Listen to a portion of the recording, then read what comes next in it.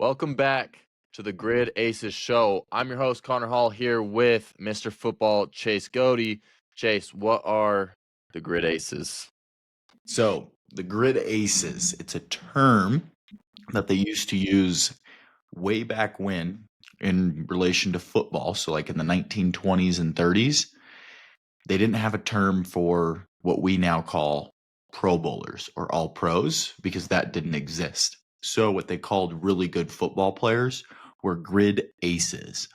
And so me and Connor, we consider ourselves grid aces of ball knowledge.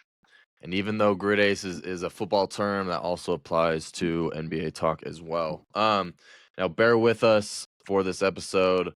I'm under the weather. Chase is just coming off being a little sick as well. So we're going to bring you a lot of good takes, a lot of energy, but feeling a little sick as well. Last night we had Thursday night football, Chase, and it was a good one. We had a lot of points scored. We knew it was going to be like that. I mean, I think the point total was 54.5. And the Cowboys playoff aspirations, the Lions playoff aspirations. The Cowboys were on a 3-game win streak, but also including 2 games where they beat the Eagles and they beat the Chiefs, 2 teams they were dogs in. So coming into this one, there was a lot of hope, there was a lot of hype that they were I know a lot of people, the spread was plus 3.5 for the Cowboys. A lot of the public took the plus 3.5. We went right, or they went right, and we went left. We decided to take minus 3.5 for the Lions. That worked in our favor. 44-30 was the final score. Like I said, tons of points scored. Jahmyr Gibbs, tying the record for most touchdowns under 24 with 47. But yeah, good game overall. Yeah, it was definitely a good Thursday game. I know the Lions won by 14, but it was definitely closer than that, or felt closer than that for most of the game. So an awesome, awesome game to watch. But a little bit surprising because we've been hearing about how much that Cowboys defense has improved since they made that Quinnen Williams trade. And they've gotten healthier in places with getting Overshown back and Bland back. And to put up a pretty lackluster performance was very, very unfortunate for a lot of the Cowboys fans, but very fortunate for the Birds fans because, man, did we need it. Us looking bad. It's starting to get a little close. We're having the wheels are about to fall off here. So we just need the Cowboys to just lose a couple more, and then we can just limp our way into the playoffs and hopefully figure something out. But yeah, not so definitely good for the Eagles fans out there, but a little bit surprising in my opinion because Lions offense wasn't like churning, necessarily in the last few weeks. And then they just absolutely cooked that Cowboys defense pretty much however they wanted to. Yeah, and for Lions fans, very refreshing game. For Cowboys fans, not so much. Are the Cowboys cooked? Yeah, that's a good question. I don't think the Cowboys are completely cooked. I think I But saw they're on the graphic in the game, like halftime, they said if they lose, it's like a 9% chance to make the playoffs. So that's where I'm going to say I agree that the odds are not in their favor. But I will say the good news is the Cowboys, I'm pretty sure their scheduling, they have to play. I'm pretty sure it's pretty easy schedule here out. I think the only current playoff team they have to play is the Chargers. So I think they have a decent chance to finish 4-0. And I saw today on SportsCenter, according to their ESPN analytics, that if the Cowboys win out, that they have a 51% chance to make the playoffs. So that's not obviously super ideal, but that would put them at 10-6-1. Let me look up the Cowboys schedule here really quick, and you can tell me if you think the Cowboys win out. Okay? Yeah. And speaking of the Chargers, they're also not playing good. They're playing all right. They're not playing great. Yeah. As they were in the beginning of the season, so that's a chance they could win. Yeah. But yeah, so there's let's get two into reasons I don't think the Cowboys are completely cooked. The first one's the schedule. So if they go 4-0, they have a 51% chance to make it. They go they're home against the Vikings. Cowboys are awesome at home. And obviously we know the Vikings, you're not sure who's going to play quarterback. They honestly probably should start running the Wildcat would be better. Do you have that as a win or a loss? Yeah, as long as JJ McCarthy or Max Brosmer are under center, I think I love the Cowboys for a bounce back game here. So that's a win. Yeah, I'd only be concerned if Kevin O'Connell goes under center, but I don't Yeah. think that's going to happen. So we're going to be in the clear there. Then they get to play the Chargers, who have been kind of, we're not really sure. They're kind Yeah. of hit and Home or miss. away? It's at home, and the Cowboys are dang good at home. I think the Chargers are going to lose to the Eagles on Monday I don't know night. about that. I think so. Eagles are Especially Hurts, even with or not Hurts, excuse me. Herb, even if he plays, he's coming off the little hand surgery, so we'll see how yeah. it goes in The there. Eagles But just might Jalen be, Carter's out, so that kind of hurts. and they have a chance to be without Jalen Phillips. So if they lose their Oh, two best D linemen, if Jalen I Phillips and is I out, I think might and I take think that back. the Chargers run the ball pretty well, and so I think in the Eagles we saw that big old run issues last time, and if they have no Jalen Carter, no Jalen Phillips, I think the Chargers can be able to run it pretty easily. But I think it's gonna be a coin flip. At So I Cowboys, dude, I do like the Cowboys team the way that they've been playing. I also want to see where CeeDee's at and what. Oh, but yeah, because we didn't even get into this. George Pickens, I want to see if yeah, he's going to be trying. I don't know what happened out there. George Pickens just not running his routes with and any he was effort at getting all. targets. He was getting. I mean, and it's not like they have been like a crappy offense. Like I think of like when AJ Brown's been complaining, it's not targets or it's pretty obvious that the offense sucks. Yeah, Whereas with the Cowboys, you're like, no, this offense is like number one, number two in the league, and you've been getting a bunch of targets, and you've been doing really well. So why are you upset? Why aren't that you is what's trying? confusing. George Pickens, obviously known as a diva wide receiver, but he's on camera on the field seemed to be very happy, especially with CeeDee there. They have a really close connection. They always celebrate together. And so it is weird because he has seemed to be pretty happy. And this has been his breakout season, whereas he hasn't really had a quarterback that, he can confidently get targets from until he came to Dallas. So it is weird the way he's been acting, at least just in this game. But he started off the game with a couple PIs. They were kind of looking more so towards CeeDee. He had a drop. Pickens had a drop catch as well that turned into an interception for Dak. So he just started off really slow, and then CeeDee goes down, and now he's the guy again. And yeah, it was weird. Couple routes he just gave up on. He should have had a long bomb for 6.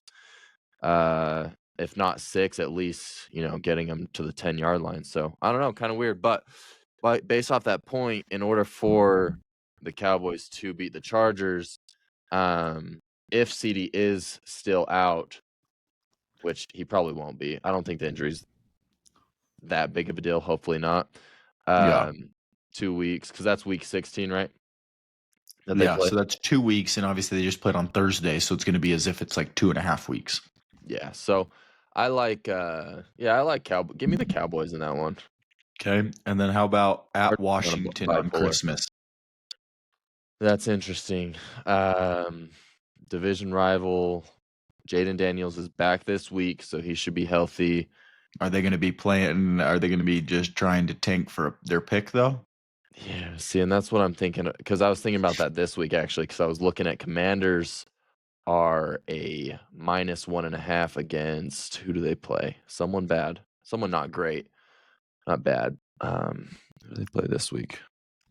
Mm-mm-mm. Vikings. They play the Vikings this week, and they're -1.5 Mm. at Vikings. So I was actually thinking about that when I was considering that too. Is I almost love the Commanders for -1.5 this week, but are they going to be tanking? Here's the thing that's different with NFL though that I've noticed compared to like NBA is like in the NBA when teams are really bad, it's almost like they just go out and it's garbage. They're gonna lose, right? The thing with NFL is it's so hard to win an NFL. I mean, it's hard to win any professional game no matter what.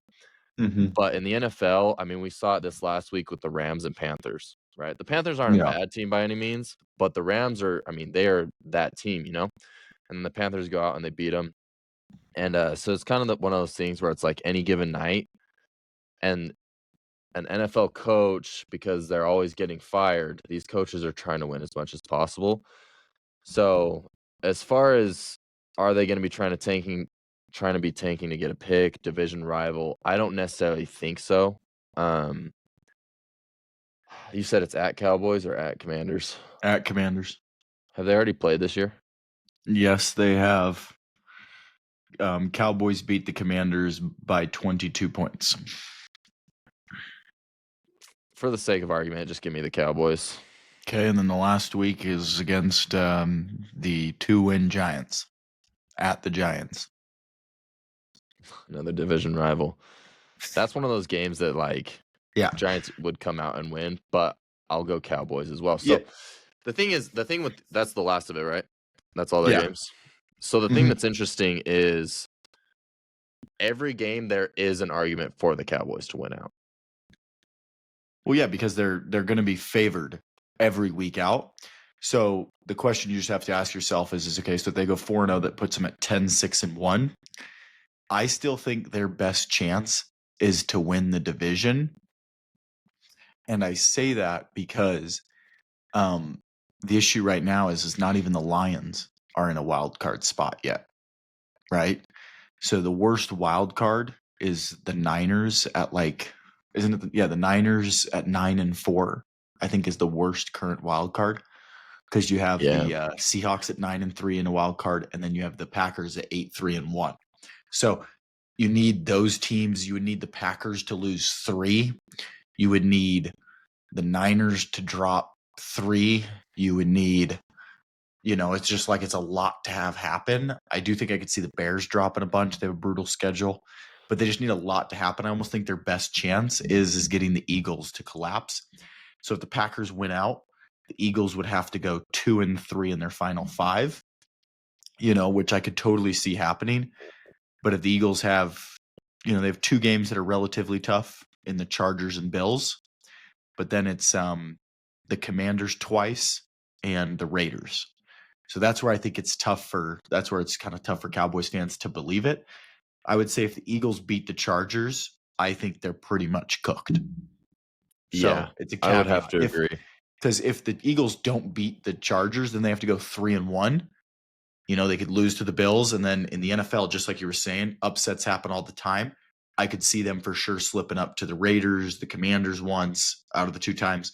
So then it's still alive for them to go undefeated, win the division. How crazy is that? They would have a good chance to be a 3 seed. That'd be crazy. Because is there a world where the Eagles and Cowboys both make it, or do you think that's just too slim to even think about? There is a world. It would just be as that wild card. So you need I think the best way it happens is it's either you need a Packers collapse, you need a Bears collapse. You're just going to need one of those teams to collapse. But the issue is they have the Lions ahead of them, and not even to mention that the Panthers are technically ahead of them now too. They're creeping up. And on your point with the Lions, about them not being locks in the playoffs, I did think it was interesting how with that win against the Cowboys at now 8-5, I believe. 8-5. Yeah, 8-5. They still only have a 55% chance to make the playoffs. Yeah.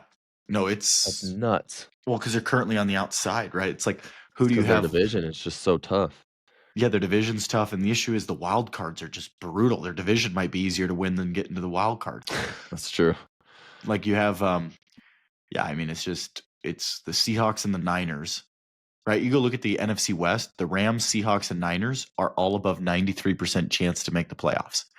So you're like, well, that's brutal, And then you have, in their own division, the Packers, Bears, Lions. Right now, the Lions, they beat the Cowboys and they have a huge leg up. They're 1.5 games ahead of them. So they're 1.5 games behind a team that's not even in the playoffs. What really hurt them is the Bears beating the Eagles. Because I know we talked about it last show, maybe 2 shows ago, where we thought the Bears. I know I came on here and I said, sorry, Bears fans. You guys might not make the playoffs this year despite the hot start, and then they go out and beat the Eagles. Now they're on top of the division, and I think they've actually with the with the Rams losing, they might be on top of the conference as well. I haven't checked it, but the what really hurt the Lions is the Bears winning that game, because now Bears sitting at 9-3, and they still have a pretty tough schedule. So they got a couple losses probably coming their way. Yeah. But the that's what Cowboys really just hurt. need an Eagles collapse is pretty much the other way. It's harder. The easiest way to see it is just you got to go get your own division. So I would say if the Eagles beat the Chargers, they're essentially done. Like, actually, let's see what that does to the Cowboys. If for you guys that don't know, The Athletic has this super cool playoff predictor where you can do like all these scenarios and see how it changes all the percentages. So if the Eagles beat, if the Eagles beat the Chargers, their playoff chances go down to 6% from 9%. If the Chargers win, they get up to 13%. So that's going to be their biggest needle mover this next week. Like, if you don't even have that, like, that's the one that affects things the most. Like, any other game isn't going to move anything. Like, it might move it 1%, but that Eagles Chargers one is the one that can skew it like 6-7%. So they just need an Eagles collapse is going to be the main thing that they need. Gotcha. And speaking of the Chargers, so a lot riding on them. We'll get more into some AFC talk later on in the show. But LA Chargers, right now, the Rams' little brother. There's another little brother in LA, the LA Clippers. I want to segue into some NBA talk. The LA Clippers send home Chris Paul, who most would say, I would definitely say, the franchise's GOAT. A team that rarely makes it out of the first round. He had a lot of game winners for him. He wanted to come back to LA and retire, a Clipper. So he signs. He was on his farewell tour this year. He had some issues with James Harden. They used to play together in Houston. They haven't really liked each other since that little stint. But the issue came with Tyronn Lue. Apparently, they weren't on speaking terms. Tyronn Lue didn't like the way Chris Paul was around the guys, which I think is funny. First of all, I'm not a big Tyronn Lue fan. I've never really liked him. I think he's one of the most overrated coaches in the league. Agreed. Mainly because of LeBron back in the Cavs era. But my thing that is super frustrating is you have one of the greatest of all time, and because you don't like the way he goes about things. First of all, the reason you sign a guy like Chris Paul at the age he is, you're not signing him to go make an impact on the court. You're signing him to be a voice in the locker room, excuse me, and essentially a secondary coach / ball player. So Chris Paul, he's always been a guy known to be a little bit of a jerk, right? I mean, even JJ Redick on his podcast before he was coaching went on and said, when I was on that Clippers team with Blake Griffin, DeAndre Jordan, Chris Paul, JJ Redick, right, all those guys, he was like, I hated Chris Paul as a teammate because he's just, he's kind of a jerk. But Chris Paul also has more of an NBA IQ than most coaches in the league, I would argue. Chris Paul was on the Suns. I'm a big fan of him. And even before I moved to Arizona, I was actually a Clippers fan for a short stint in my early days because of this team. Chris Paul, Blake Griffin, I loved him. And so it's sad for me to see Chris Paul be treated like this. But I thought it was hilarious because after he was sent home, he posted a clip with him, Blake Griffin, and DeAndre Jordan, the former Clippers trio, all laughing on a Zoom call. So kind of funny, just trolling and being a little petty, which I think rightfully so. Yeah, I think this is a huge failure from both the Clippers and from Chris Paul. I can see both sides of it because obviously from the Clippers side, like this is obviously you're saying it, like one of your best players you've ever had. So you have to treat them with more respect than you'd give anybody else because like that's what fans do is they look back on the good times, right? Like imagine if if the Cardinals didn't treat Larry Fitzgerald properly, right? That'd be a huge, huge mistake on their part, right? Mm-hmm. So it's a failure on the Clippers for not making this work.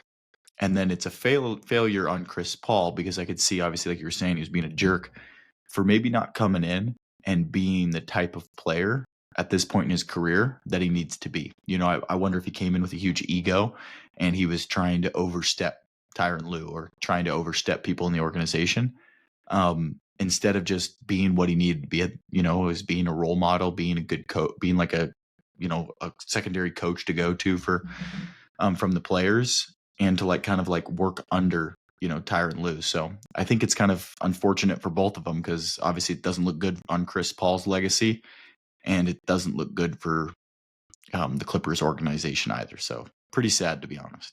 That's an interesting take for what you're saying about Chris Paul. I haven't even looked at it that side, because that very well could be the case. It hasn't been said what was said, or the reports haven't really come out with full details, which we probably won't ever get.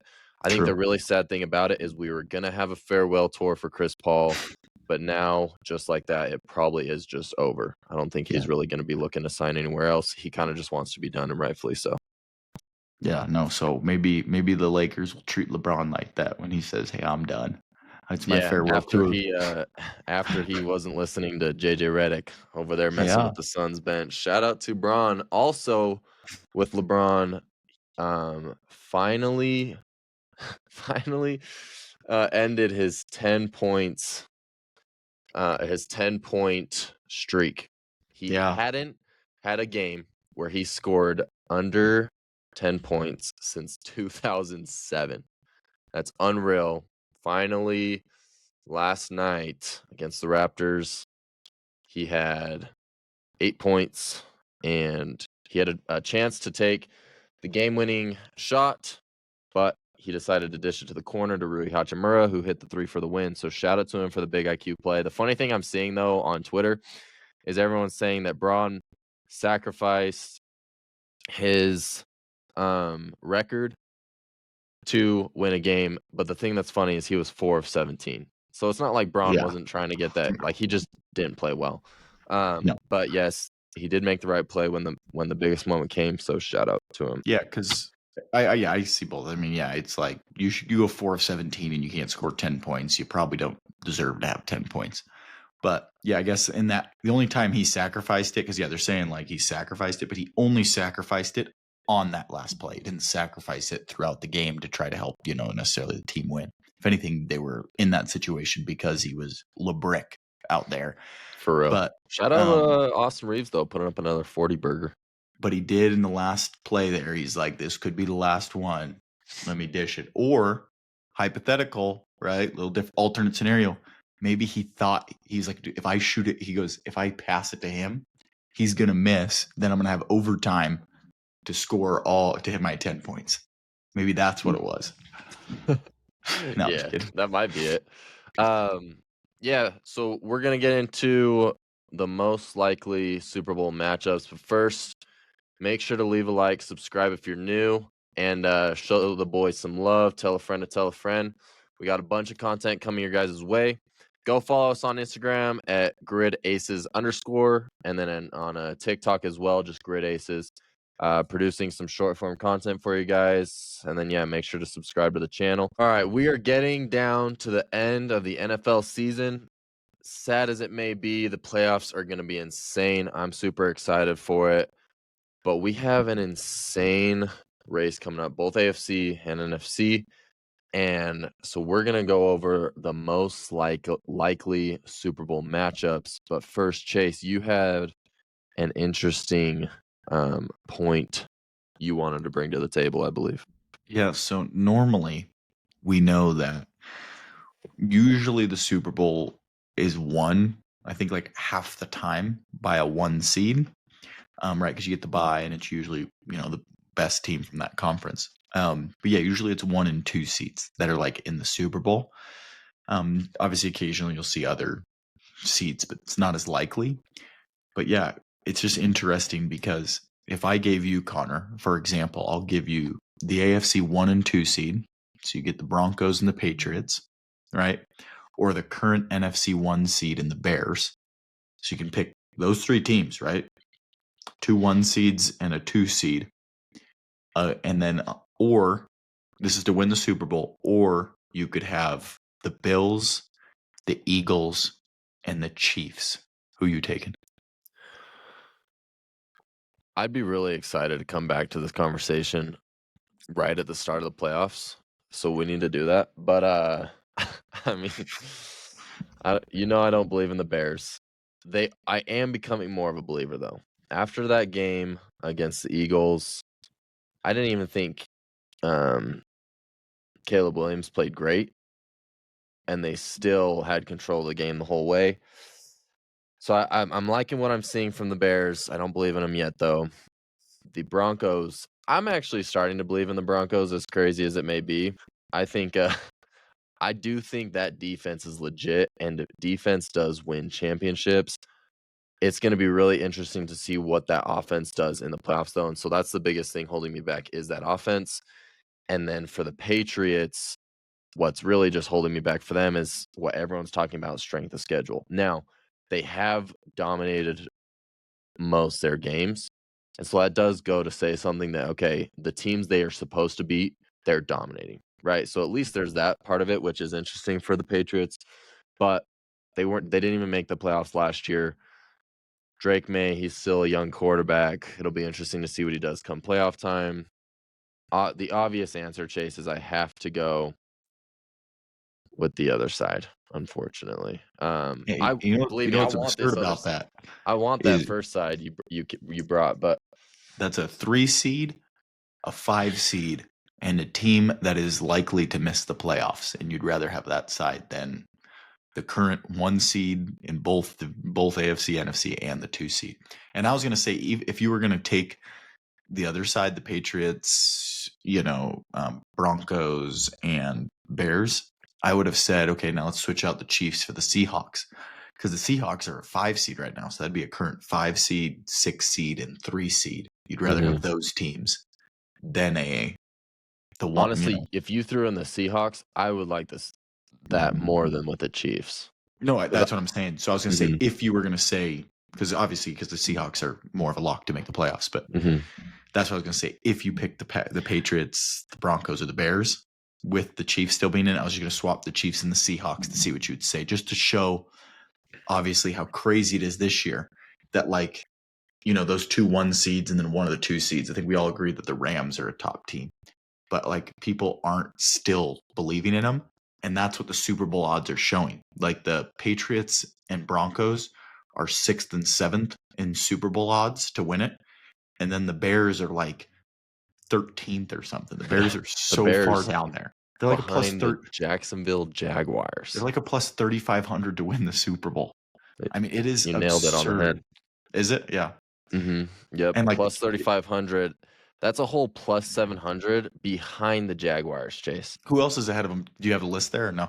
So I actually wanted to play a little game first, Okay. and then I'll kind of read you some of those. Can you name the top 10 odds for Super Bowl? Okay. One has to be the Rams. Rams plus 450. Yep. This is where it gets tougher. 2, we're gonna go Seahawks. Seahawks plus 750. Okay. 3. Is 3 the Bills? Bills are in there though. The Bills are 5. Okay, plus Bills are 5. 950. 3. I'm gonna go with NFC team. NFC team, huh? Let's go with the Packers. Yep. Packers plus 850. Now, at the 4 spot, you have your first AFC team. 4 spot. Is that the Patriots or Broncos? Patriots. What is theirs plus what? Plus 950. Okay. And then the 5 spot is The Bills. What? The Bills. What are they? Plus what? Plus 950. So they're tied with them. Yeah. And then let's go with probably the Eagles at what, 6? Yep. Right there at plus 1,000. Then Broncos at 7. Plus 1,100. Then let's go with nobody believes in the Bucks. Maybe the Colts. There you go. Yep. Colts plus 1,400. And then these last 2 might not even make the playoffs, but they are still top 10 in odds. So what is it, Lions and Chiefs? Chiefs are there plus 1,700 at number 9, and then the last team, another AFC team. That might not make the playoffs, huh? What is it? Is it the Jags? Mm-mm.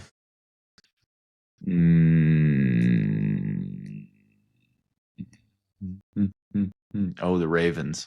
Ravens. Yep. So they're 10 at plus 1,900. So two teams that might not Where are make the the Bears at? playoffs. Huh? What were the Bears at? The Bears were the 13th team, or what Nope. were they? And let's see. So then you have the What, the Lions Niners? are 11, Okay. Texans are 12, Niners are 13, Jaguars are 14, and the Bears are 15. 15 for the current 1 seed right now. That's Crazy. brutal. They do have a tough schedule, so I Yeah, think it's brutal Vegas going doesn't think forward. they'll be the 1 seed. I think they think the Rams will be. So the Niners, what'd you say the Niners was? Plus The Niners were 13 at plus 3,500, or excuse me, 2,800. Really? I love that bet.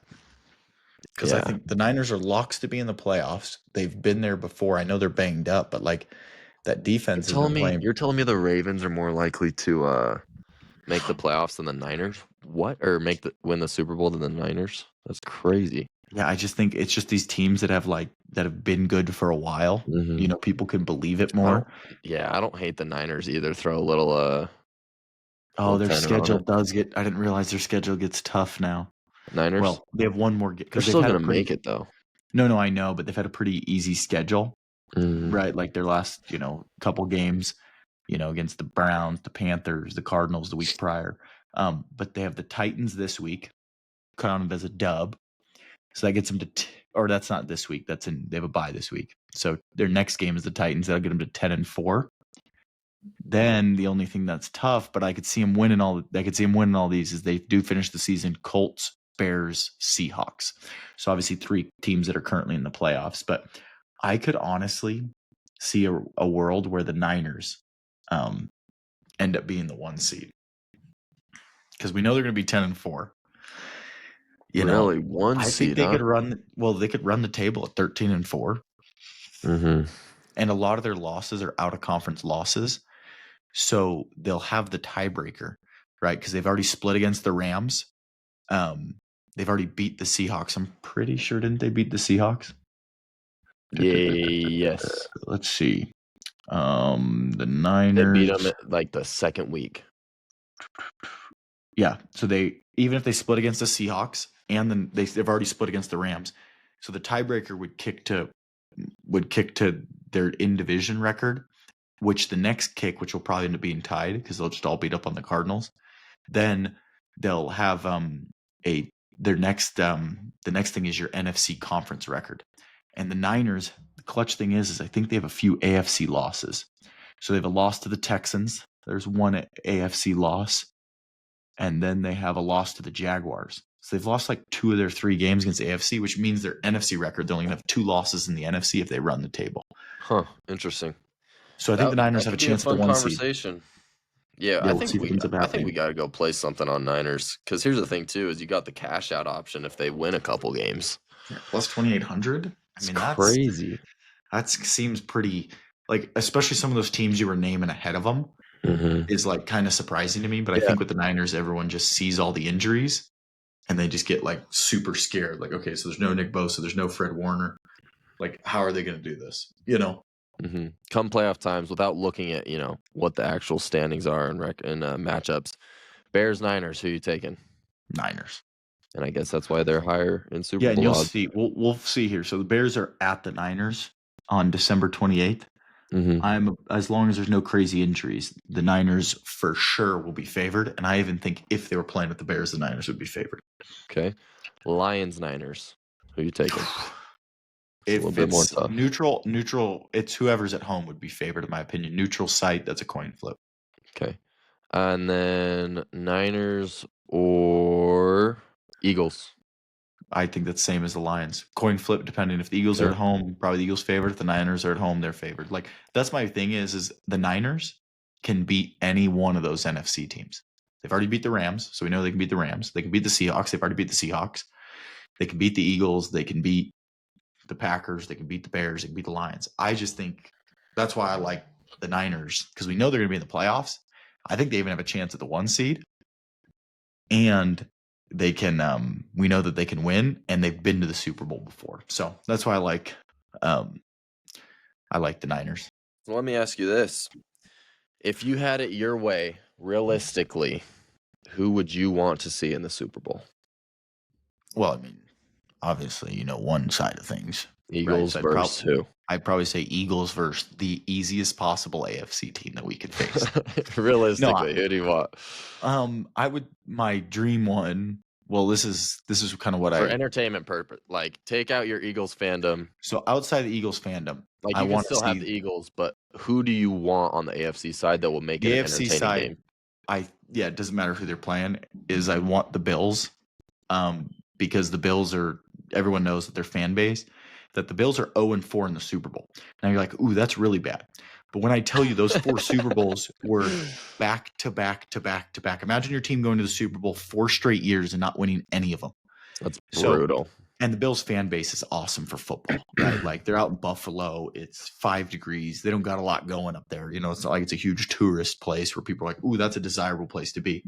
So they need a championship. So that's why when I always say like Eagles versus Bills, obviously I'd be rooting for the Eagles. And it would almost pain me if the Bills went to 0-5 in the Super Bowl and lost. So that's where I almost don't know if I'd want an Eagles-Bills one. But if you throw the Eagles out, I would want probably a Bills. I like a Bills-Niners one. I think the Niners, it's been pretty unfortunate. They've lost their last 3 Super Bowls.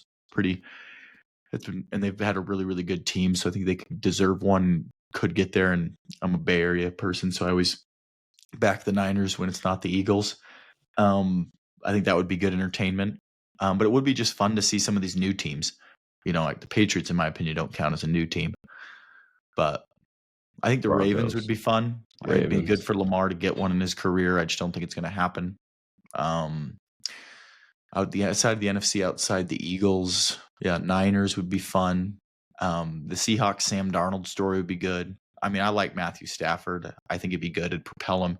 It makes him a for sure lock in the Hall of Fame and propel him into like some bigger conversations as like top 10 quarterback, top 5 quarterback all time, with 2 Super Bowl victories.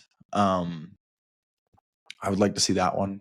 I'm pretty much, this year I'm just kind of happy to see anybody but the Chiefs, Yeah, that's true. And that is the likely case. Chiefs, the lowest odds they've had in a great amount of time. For me, I mean, I agree. Probably AFC, for me, it's Bills or Broncos. I want to see the Broncos win, even though we'd get a lot of hate probably in our comments on some of our Bo Nix takes. But I'd love to see the Broncos in there. But yeah, I agree. Bills 100%. And then on the other side, I mean, I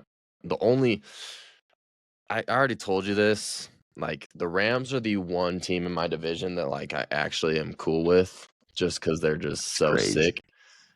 So I wouldn't hate the Rams. Like a Rams Bills feels like it could be fun, but it also feels like it could be a blowout. I think from the NFC though, I'd love to see the Lions get there. I want it for that city so bad. Yeah. I don't know how much I don't know how sexy it'd be to watch Bills Super Bowl. Yeah, no defense played. Which would be worse though? So the Bills, they're 0-4 in Super Bowls all time with 4 back-to-back losses. Yeah, that's or the Lions get to their first ever Super Bowl and lose. Oh, which one's worse? That's what makes it so exciting. But yeah, that one, I would love that matchup, and at least you can make one of them happy. But it would almost mean one of them for sure is heartbreak. So actually, I don't know if I want that. I just need like the Lion. If the Bills could be in it, you just need the Bills to win it. Or if the Lions are in it, you just need the Lions to win it. You don't want to have one of these teams have an absolute heartbreak. Like the Lions, they made the NFC Championship for like the first time like ever. I would feel bad. They have a huge lead against the Niners, and then the Niners come back and beat them. Heartbreak for the Lions. That would be brutal. So that would be my most exciting one, I think. Bills, Lions. I think that would be it. But then I would also love I actually would. I know America hates this, but I actually would love Bills, Eagles. Really good defense, bad offense versus a really good offense. bad defense. It could make for an entertaining game. And I mean, odds Everybody, are I'd probably throw money on the Eagles to win the Super there'd Bowl be this year. So, nobody rooting for the Eagles oh outside of no, Philly. America would be Everybody rooting be for the backing the Bills. Bills. That's the issue. If you play the Bills or the Lions, all of America is going to be everyone's rooting backing the for other 'em. one. Like, people don't like the Eagles already, but that was the one thing that was nice about the Super Bowl last year. They just is hated the more Chiefs people more. were backing the Eagles just Yeah. because everyone hated the Chiefs and didn't want to see the three-peat, because that was the only team in the entire, obviously they only play AFC teams, but pretty much in the entire NFL, that you would rather have the Eagles. They would rather pick any other team but the Eagles, except the Chiefs. The Chiefs are the one caveat where it was like, oh, perfect. At least we have people rooting with us. But that's the issue this year is I know if the Eagles make it, I don't think they will because the offense is just too bad. But I think everyone would be hating on the Eagles to do it. So maybe it's a good year not to be in it. We'll see what happens when the Super Bowl logo is Have they all come up out with on it or no? graphics. Not that I've seen. Maybe they have though. Let's see. Super Bowl logo 60. 2026. Oh, they have Oh, they have. Whoa, what is that? Well, that's a tough one to decipher. California. Green Seahawks. They've got Well, it's got California the for it's in San Francisco, so that's why I got the Bay Bridge there, or Golden Gate Bridge. oh, okay. It looks like we're I should gonna know have we got that. some light blue Chargers making a run. You got some pink. No, light blues for Lions, not Chargers. Light blues Lions, love it. Okay, so Lions. And I see a red bridge. Are there any red for the Bills? Blue and red. Red for the Niners. Hopefully Could be the not Niners. Chiefs. Yellow for the Rams. Except we can't have Lions and Niners. Green for the Seahawks. Well, this is really unfortunate for Broncos fans. Why and did they Patriots do fans. this? They're like, we're not gonna show them the script this year. Yeah, we're gonna make it really hard. But yeah, That's it looks why we like haven't it's good seen all the news for graphics on it. Lions. Good news for Lions, Rams, Bills, Niners, or Rams. Bills. Is there Very a pink team? unfortunate No. for the Broncos and Patriots because it's a light blue. It's not like that Patriots, navy blue. Yeah. Oh, or the Eagles there Broncos too. navy. Oh yeah, the green. I guess that's true. I thought Seahawks, Or but Packers. yeah, I guess Packers green and yellow. Packers. Oh, we got a Packers green and yellow. Who's the AFC team? Did we decide? Bills. Bills. So it could be Packers. Wow. Bills. Packers, I don't know Bills. if I want to see that. that color, that jersey color mesh on the field. I don't know if I want that. I just don't really like the Bills. I don't really like the Packers. Yeah, that's fair. Green and yellow versus blue and red. That feels like an ugly Super Bowl. No, I can't have mesh. No. Lions, Bills. Lock it in. So yeah, that's Roger Goodell. Bills, Lions. Let's make it happen. That'd be fun. Or Eagles for Chase's sake. I wouldn't be mad at Eagles either. Or Cardinals. Somehow they can become uneliminated. That's true. We actually made history, I think. The first team in a certain span of years to be eliminated by week 12.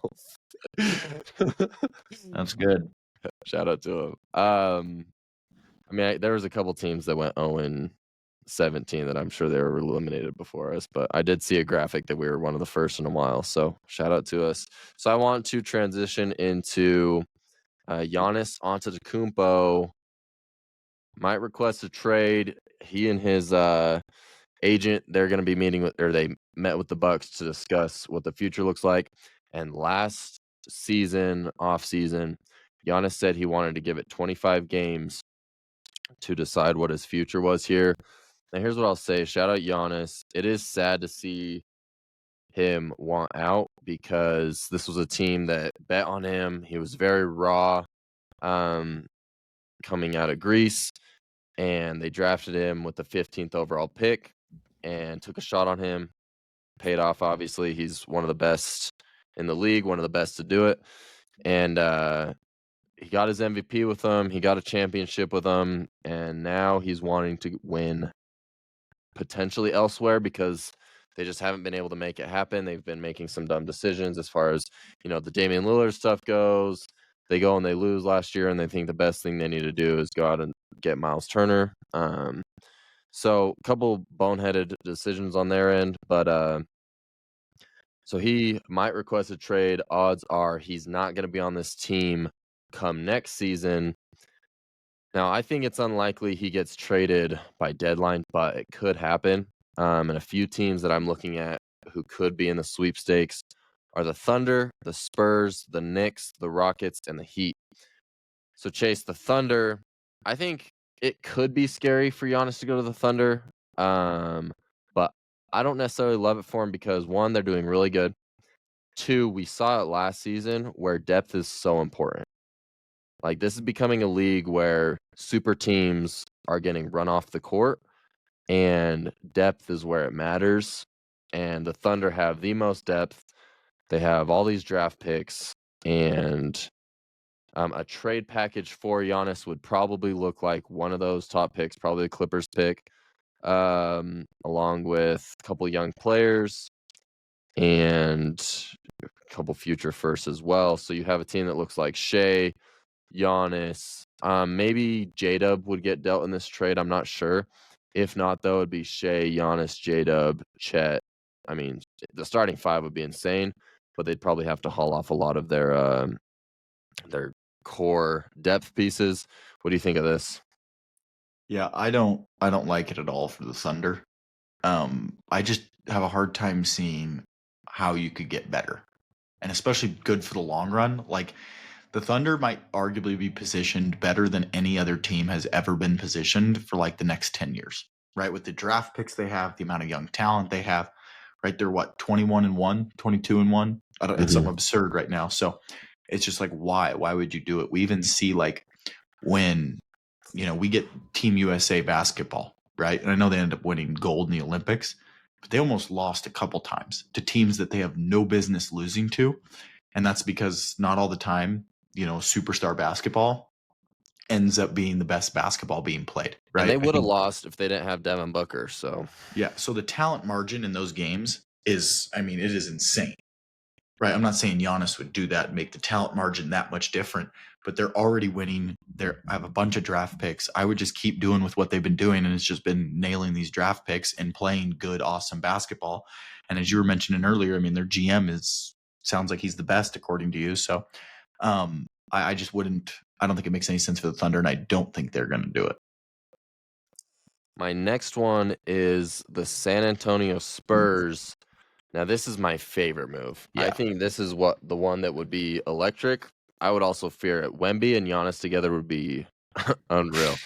But so I'm looking at when I'm thinking about a trade package, I think Dylan Harper, the second overall pick this last year, it only makes sense. The Bucks get a future superstar point guard, and the Spurs get rid of their third future star point guard. They already have Stephon Castle. They already have De'Aaron Fox.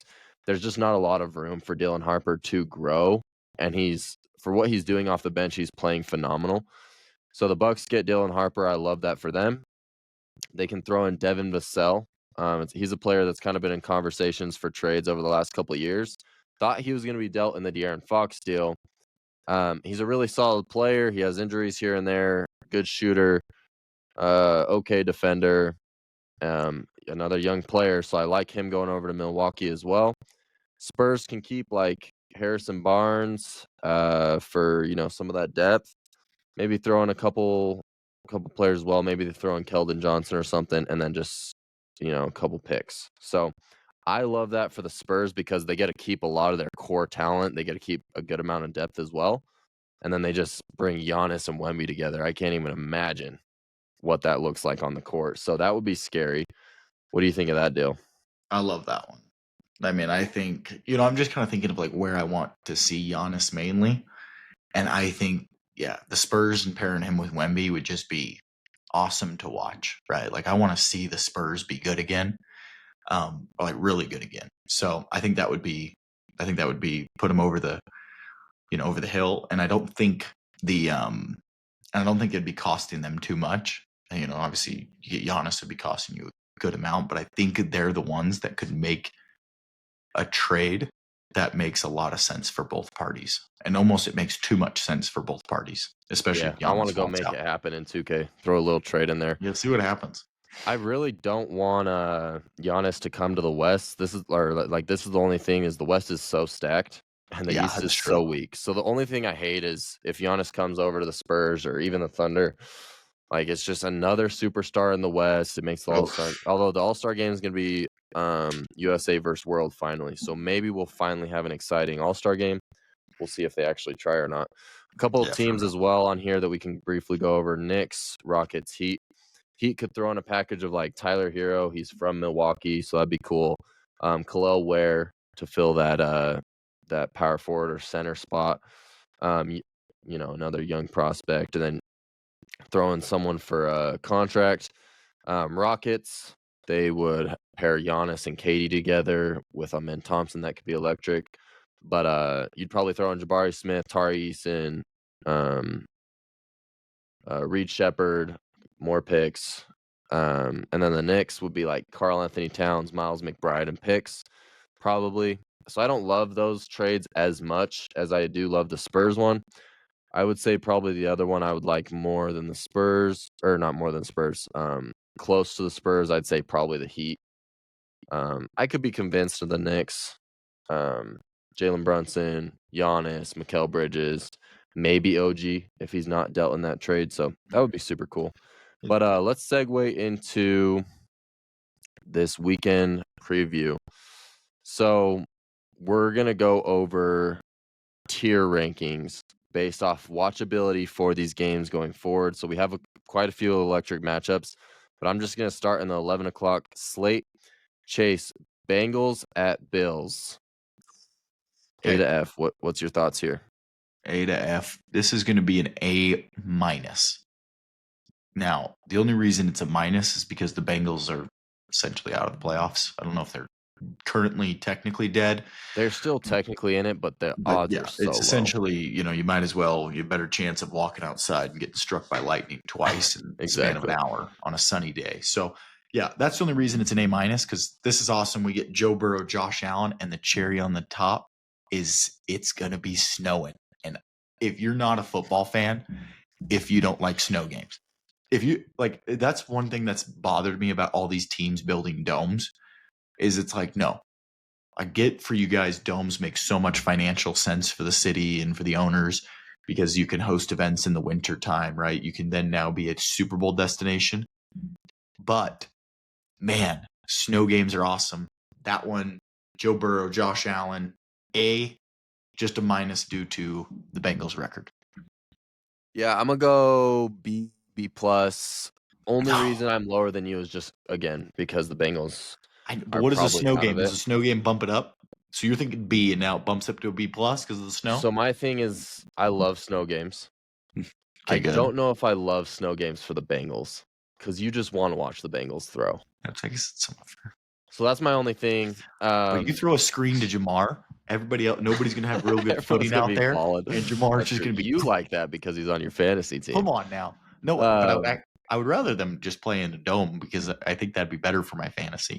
No, the only reason they're not in the A tier is I just have the A tier like up there. Okay. Like it's got to be, high Well, I even intense. have like current playoff matchups wouldn't even be in the A tier, like some of them, that I'm just Yeah. assuming we'll probably get So to. like for the Bengals Bills, I almost put them like A minus spot as well. There we go. But I I like think it. just because I want to see the Bengals throw, and the Bengals, there's not a lot at stake for the Bengals, right? If it was a lot at stake for both teams, and then the Bills are essentially, I mean, they're pretty clinched for the most part. I don't think there's really a world where they don't make the playoffs. So, I mean, obviously they want to win though. But Yeah, yeah. So it's going to be an electric game. I think it could be A because minus, if B it plus. does snow, yeah, if it does snow, then it could be a lower scoring game, but you want to see these two teams be high scoring games. So that's why I don't love the snow as much for this one as I might for other games. That's fair. Seahawks at Falcons. Ooh, that's going to be a No since you do have Penix, no one, London. you do have one playoff team, so I'm going to go C plus. Yeah, I'm just gonna put it right at a C. Like nothing about, it's like you said, one of them's not a playoff team. The matchup, like nothing to me is screaming that this is gonna be exciting. Yeah, Hopefully Sam Darnold bounces back this game. Now listen, you went to the Garbage Bowl a couple weeks ago, but this might top it for the Garbage Bowl. Now, obviously, the Oh, Cowboys have bounced back, so it's not as Garbage Bowl anymore. yeah. This might be the Garbage Bowl of the season. We have Titans 1-11 at the Browns 3-9. What's your Okay. watchability here? So, if Dylan Gabriel was playing, this would be an F- of all F-. Minus. Just because Shadur, he's fun to watch, right? Because there's so much hype around him that Before if you you see him give me your whole spiel, mind you, the point total is 33.5. I just want you to know. And you said this is it at Titans or at Browns? At Browns. So the weather's going to be bad too. But I don't think it's going to snow, so I think it's just going to be cold, 34 which makes degrees. it worse. Which makes it worse. I'm going to go with this one's going to be a D- for me. Now, I said it would have been an F-, but the fact that Shadur's in brings it up a whole letter grade from F- to D-, just because it's fun either way. There's so much hype around him that if he succeeds, it's going to be awesome because it's the Shadur hype train. We're going to be seeing watch flexes against the one-win team. It's going to be awesome. Yeah, the number one overall pick versus the should be number one overall pick. If he sucks, if Shadur sucks, it's even better because then it's just funny. So you're either going to have this entertaining game where the Shadur hype train is going to go even more crazy, or you're going to have this super funny game where both quarterbacks are just back there hucking picks at one of each other and seeing who could have a lower passer rating. I'm thinking passer ratings. I would want to place a bet on this. Both passer ratings sub 70 for Cam Ward and Shadur. I love that. I'm right there with you in the D range. I just got him at a D. Now, when you get two bad teams together, sometimes it can be exciting, right? Who's the better garbage team? Right now, it's the Browns. I think the Browns will continue to prove that. I have them as a D. Commanders. I actually want to bump it up from D- to D. I also forgot Myles Garrett is just chasing the sack record. Maybe I'm a D+. No, we'll stay D. We're now at a solid D. Solid D for this game. Hopefully, I'm sure. I mean, unfortunately for Cam Ward, Myles Garrett is going in there, and he probably will kill the young cat. So poor guy. Commanders at Vikings. JJ McCarthy has cleared concussion protocol, so it's not going to be Brosmer. Maybe though. They both have worse passer ratings or QBRs than if you spike the ball all game. So. And Jaden Daniels is back, right? So Jaden Daniels back as well. I did say last week, I don't know if I've ever watched a worse quarterback than JJ McCarthy. And I was proven wrong immediately by his replacement. He was not an NFL quarterback. They might have had a better chance if they had their kicker come in and throw the ball. No, you would have had a higher passer rating if you just literally threw the ball into the ground every single time. So, yeah, not good if you ever thought you'd be better than an NFL quarterback. For the second time, it's true. You're better than JJ McCarthy or Brosmer or whatever his name is. I don't want to know what his full name is. But, yeah, really bad. That one's, in my opinion, going to be in that D category as well.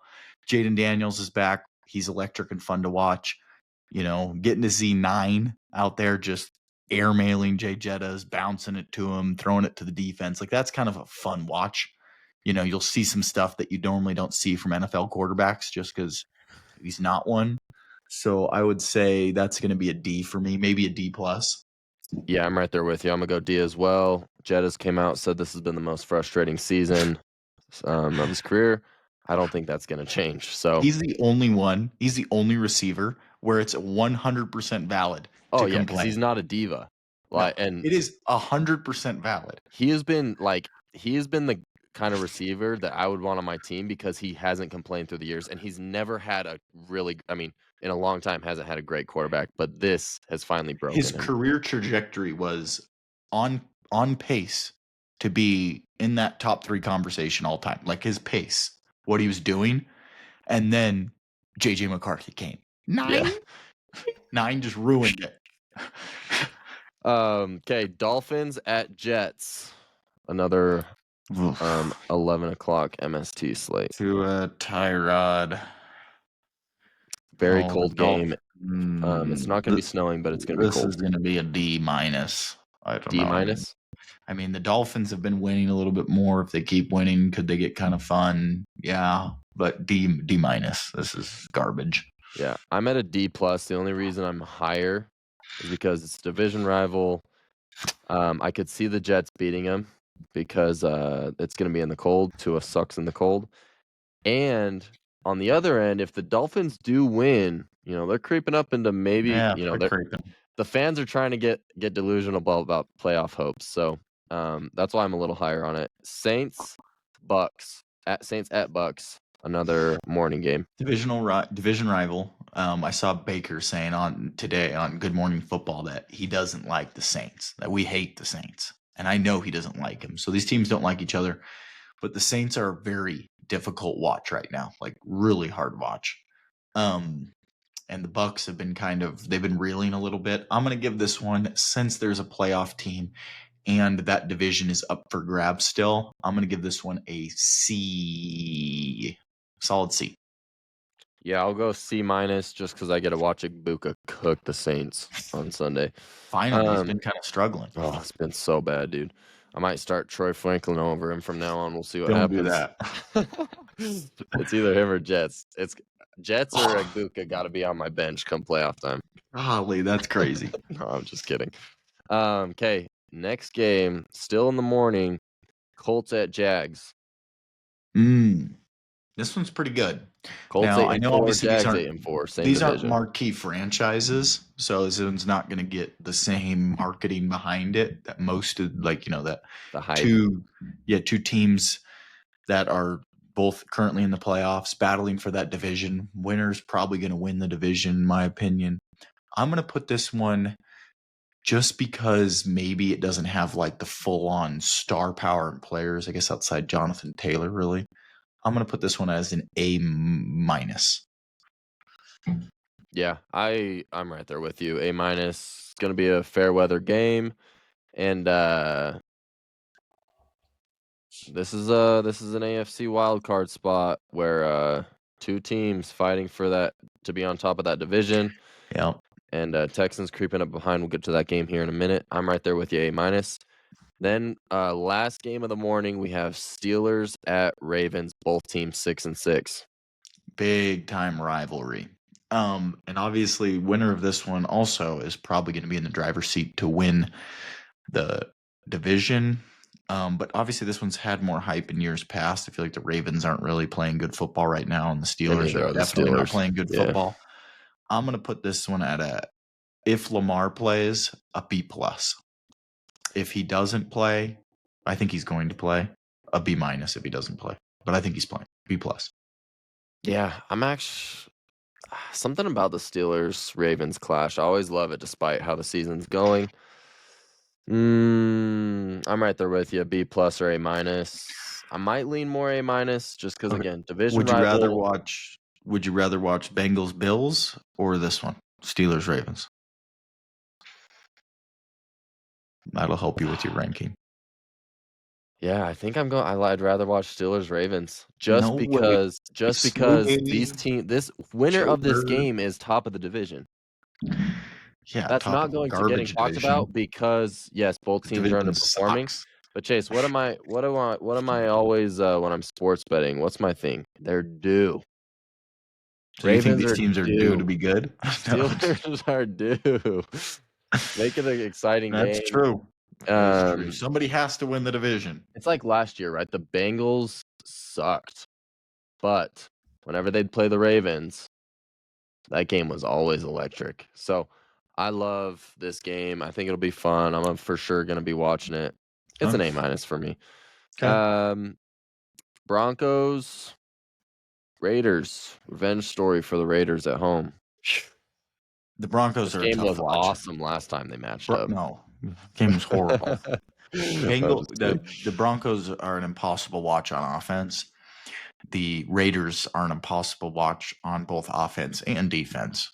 So even though this one has a playoff team, this one's not very interesting for me. I'm going to put this one at a C minus. Yeah, I'm maybe at a C. Actually D plus because that game last time was so bad. A division rival game at a D plus. That's brutal. I'm at a C because I actually like the Broncos, unlike you. And division rival game, it would be kind of fun to watch the Raiders somehow get a revenge game here. But and I have a lot of players playing in this game in fantasy, so that's like a C for me. Okay, going into our 225 games, Mountain Standard Time, we have Bears at Packers. Ooh, we talk about a rivalry. These teams Mhm. hate each other. Mhm. Um, I mean, can we just both be A or A plus here? I mean, this that's what makes is the yeah, most this sense to is me. and 18 honestly with degrees. and the Bears Let's go. haven't been this good in a while. This is as close to this is going to be an A for me. I don't even know what would make it an A plus, but this I mean, if it starts snowing, I'm putting this at an A plus. You But know it's an Anthony A right now, Davis? huh? You know Anthony Davis Yeah. in the NBA? So he's from Chicago, Mm-hmm. but he's a Packers fan. I listened to a NBA analyst, and they're all from Chicago. He's a big Bulls fan, big Chicago fan, right? He doesn't want the Bulls to trade for AD because he's a Packers fan. So the Bears-Packers rivalry, it runs deep to the core. I love this game. Wow. I'm at an A plus. If it snows, I'm at an A plus plus. So Okay, that's our um, difference there. yeah, I love this matchup here. I'm excited for it. That's probably the only game I'm gonna have on my TV at the 225 slot because I don't dare want to watch the Cardinals against the Rams. Rams Division going, rival. yep, division rival. Rams going into the Cardinals. Chase, what's your excitement for the watchability of this game? Okay, I'm gonna. So the Cardinals' record, it's one of those teams where their record is a lot worse than how they actually are. Same record as the Browns, by the way. I know, but it's a different the pack Almost as bad as the the Raiders. Cardinals keep every game close. It's a division rival game. Dare I say upset spot. Same record as the Jets, by the way. I'm gonna put this one at a B minus. All right. I'm not even going to have this game on my TV. Huge bounce back spot for the Rams. I don't dare put myself through the misery of watching this game. I hate the Cardinals. This game's going to be like a Money D for line. me. Yeah, throw some money on the money line if you want to lose some money. No Marv either, so there's nothing exciting to watch. The defense has been very banged up in the last couple weeks, so that's unfortunate. Now, Kyler Murray officially rolled out for the season. He will not be on the team next year. I guarantee it. I Okay, hope he is. why? I hope for the Eagles to win so that you can be happy. Why? Because you're my friend. So you should hope for the Cardinals to succeed because I am hopefully your friend as well. Tyler But Murray is that is good. mess. That Tyler is Murray is mess. good. He should be playing baseball. Okay, Sunday Night Football. We finally get a game that might be good on Sunday night. By the time I get to Sunday night, I've been getting to halftime and then turning it off because it's been a blowout and I don't really care. I'm going to go do something else. Texans at Chiefs, two AFC teams fighting for the playoffs. This one on paper should be electric. It could be another low scoring game. It said it could be 18 degrees as well. It's projected that it's going to be a light snow before the game. And Chase, what's your watchability here? This one's an A plus because when you have two teams that are like secure in the playoffs, right? It's kind of like, oh, you can still lose and still be in the playoffs. This game is a playoff game, right? If the Texans lose, they're probably not making the playoffs. If the Chiefs lose, they're probably not making the playoffs. The winner kind of puts himself in a decent spot to make the playoffs. Better so for the Texans because they own some more tiebreakers than the Chiefs do. But yeah, I am so stoked to watch the Texans win this one. I am just praying that they get it done because then we essentially get to hate watch the Chiefs have like a victory with the Chiefs losing would just be an awesome Electric. all-time watch. This one is an A plus. You're right. It might even snow. I don't even It care that might it'll be even low snow. scoring. Texans defense is so much fun to watch too. I was just gonna say that. I'm the same way. A plus. Everybody and their dog. All we want to watch is offense, right? And if once the team's on defense, it's like, all right, whatever. We'll watch them get through this defensive possession. I actually enjoy watching the Texans on defense. They are so fun to watch. Will Anderson's insane. That whole D line's insane. They've got an insane squad over there. Best defense in the league. And like you said, the Chiefs, Texans, they're not guaranteed playoffs. Chiefs is a team that all of America is rooting for to fall. I love watching this game I'm gonna love watching this game as well. A plus. Now, getting into Monday Night Football, we've already previewed this game a little bit. Eagles at Chargers. What's your watchability here? Both 8-4, 8-4 teams. Justin Herbert is set to play. Jalen Carter confirmed out, and Jalen Phillips might be out, I guess. What's your thoughts here? Yeah, so as an Eagles fan, obviously when your team plays and they're relevant, it's got to be an A plus. But You I'm gonna had to do throw the the relevant in there. non-biased. We're gonna remove myself. This one for me is going to be an A minus. The Eagles' offense has been pretty brutal to watch, but there's a lot of people that like seeing that, so that's part of it. Obviously, the Chargers are a little banged up and they've been reeling a little bit. No Jalen Carter. Yeah, this one's an A minus for me. It's a good Monday night game. I'm not going to complain about it being a night game, but yeah, probably A minus. Yeah, I'm at like a B minus B. I kind of talked about it earlier. I like when a good offense, bad defense plays a good defense, bad offense. I think it makes the game kind of interesting. What hurts it for me is the Chargers being banged up and then the Eagles defense being banged up as well.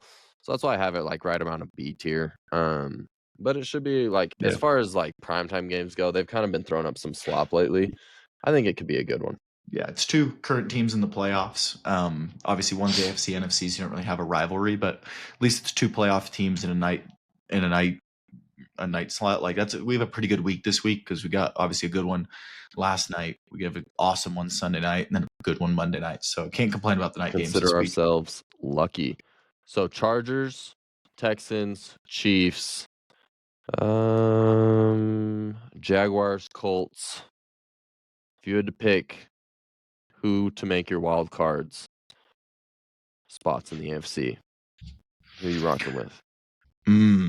Well, I'm a numbers guy, so I'm gonna go look at the current odds here, and I'm gonna say I think Colts Jaguars, whichever team doesn't win the division. I think the Colts are gonna win it, even though the Jags are technically favored to win the division. The Colts have a tough schedule though. I'm gonna go Jags to win that division. Then we're gonna go Colts as one of the wild cards. Then we're gonna go the Bills are gonna be another wild card for sure. And then we're gonna go. Oof.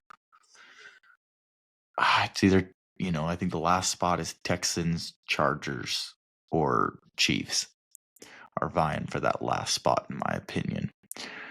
The Chargers are 8-4 and they have a 2-game lead on the Chiefs. But the issue is the Chargers' schedule gets brutal. If the Chargers don't beat the Eagles, they then have to go, they have to go play. This is brutal. Eagles, Chiefs, Cowboys, Texans, Broncos. That is brutal. Yeah, they could beat the Cowboys there because the Cowboys might be dead by then. Do I dare say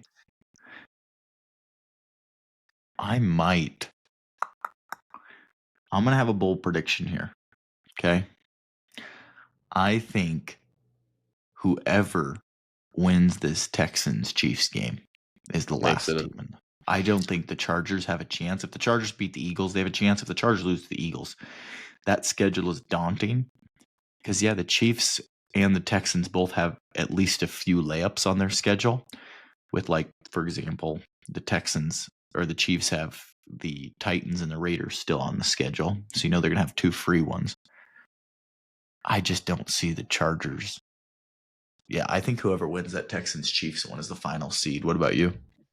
I like that take. I know the Colts have a tough schedule. I'm kind of torn between those two, between the Colts and Jags as well. I for sure agree with Texans Chiefs. I think Chargers make it actually. Really? I think Chargers are gonna squeak in. Chargers, Colts, Bills? You don't yeah. have the Bills as a wild card team? No, I do. Okay, so Bills, Colts, and Chargers. Mhm. And so you have That's Texans so and hard. the Chiefs outside of it. That is so hard. It's so hard for me to say the Chiefs are missing the playoffs. I agree. Whoever wins, yeah, screw the Chargers, man. I think whoever wins that game is gonna make it. That's crazy. Wow. And what is it? Let's see what the Athletics says. The Athletics says the Chargers are currently a 62% chance to make the playoffs. The Texans are Higher than the 59%. The Lions. Chiefs are 37%. And their best opportunities, Texans still have a chance to win that division, but Yeah. you never know what's going to happen. Mhm. But yeah, theirs is pretty much their best bets as a wild card. None of us mentioned the 6-6 Steelers. That's a little bit weird. Just joking. But yeah, the Chiefs only at 37%. That is crazy. But if I honestly think the Texans still have a chance if they lose, but the Chiefs are for sure dead, in my opinion, if they lose to Oh, the Texans. 100%. I agree. Let's get into our betting picks for this weekend. We're gonna give you guys 3 each. Chase, start us off with your first. Yeah. So my first lock. It's a game Connor refuses to watch, but I'm gonna watch it because it's free money. I might turn it off because it's too free. I was joking around a little bit with Cardinals money line because the only reason I don't love the Cardinals money line is because the Rams are coming off a loss. Now, if the Rams had won last week, I would love this to be their upset window. It ended up being last week, but Cardinals keep every game close. You could go through their whole schedule, and I think they've only lost by more than one score like one time. I do think it was to the Rams. But that being said, Cardinals are going to play them tough. We saw that defense is susceptible. Jacoby Brissett cooks. I'm having the Cardinals plus 8.5 points. I see this game finishing 28-20. Rams winning, but us covering. Love that. I do think the Cardinals are gonna lose. Hopefully, it's a close game. I was kind of joking earlier. I'll be forced to turn the game on because I'm a Cardinals fan. My first is Colts minus 1.5 at Jags. Jags have been playing really well, but they've been in a lot of close games. I think they're due for a loss. And at the same time, I think the Colts, this is an absolute must-win game. Uh, this has been back-to-back games where Jonathan Taylor hasn't scored a touchdown, so he's due. I think he could even go for 2 or 3 like he usually does. I kinda see the Colts winning this game, especially with Sauce being out. You don't have to worry about him out there anymore. I'm just kidding. But that's my first one. Who's your Love it. second one? My second one, it's a game I'm going to for sure be watching. It was an A, I think minus for me or A. We got the Bills versus the Bengals. It's a snowy game. When you look at what the weather is going to be, it says definite snow. So that is awesome. But what does that tell us? That tells us that this game is going to go under, right? We know the Rams are running the ball well, so they're going to lean more into their run game than they normally do. It's going to be chewing more clock. And Connor was thinking that the Bengals were going to struggle throwing the ball due to the snow, and obviously we know they're not a great running team. Shout out Chase Brown, though. He's actually having a pretty decent season. Mhm. So I have this one going under 54.5. The main reason is due to the weather, right? The weather, that's one of the best things you can do as a sports bettor is understand the weather and find plays that are going to be more probable to hit. This one's one of those where it's like, oh, Bills, Bengals, these offenses score, the defenses suck, but the weather's bad, so the line is still way too high, under the 54.5. It's a lock. Yeah, if it snows, I do love that as well, Chase. It says If not, it definite does snow. scare me. It says definite Oh, does snow. it? Okay. So I don't know. It could switch, but it sounds like Yeah. it's gonna be snowing. How often does definite switch though, you know? That's true. But maybe that's one that you put in, Saturday night, Come when game the weather time or report's a little bit something. more set. Mhm. My second one, listen, I'm a man about it's due. Alright, I love to find bets that are due. I usually have a pretty high success rate on them. Now this game is due. It's another game that I'm for sure gonna be watching. I'm sure the world is as well. I know everyone's rooting for the Texans, but coming off of a loss, it's a big bounce back spot for the Chiefs. 4 games in a row. the Chiefs line is -3.5. Mm. Who did they not cover against? Who was the first one? Was it Broncos? I can pull it up if you'd like. Yeah, I think it was Broncos, but yeah, if you'll pull that first one up. And then the second one was Colts. They won by 3. Third one, they lost to the Cowboys. And now again, it's It was -3.5. Chiefs, Bills. So their last 4 games, Chiefs. They don't think they've covered in the last 4 games. Okay. Chiefs, Bills. They didn't cover. They didn't cover against the Broncos. They lost Yeah, by so it was 3. Broncos. They only beat the Colts by 3, so they didn't cover the 3.5. And then they lost to the Cowboys as 3.5 point favorites. So they're 0-4 their last 4 weeks against the spread. And then 0-3 when the spread is -3.5. And for the 4th week in a row, the spread is -3.5. CJ Stroud is begging to lose this game. They're better off with Davis Mills at quarterback. It's a great defense, but CJ Stroud is going to go out there and do anything he can to lose this game. I don't know why, but that's just the way he plays football. Surely the Chiefs cover the spread one time. It's going to be a freezing game. The Texans are going to be going into the cold. They're used to the warm. Chiefs are going to be at home. It's going to be loud. It's a must-win game for both teams. I want to be on the side of the team that has done it and has that championship pedigree. You look like you want to say something. I want to say something because I have a question. And this is just to, I want to ensure our listeners that this is a good pick.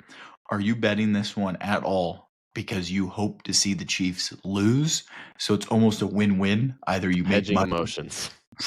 Is it hedging your emotions? That's what I want to know for the listeners out there, so they can get a confidence meter. Yeah. I'm that super play any part confident in in the this pick? hit. Here's the thing. If I was neutral and didn't want the Chiefs to lose, I would still love this. So just so everyone knows. There you go. But a little cherry on top, if you're going to have to watch the Chiefs win, you might as well make some money doing it. And that's what I did.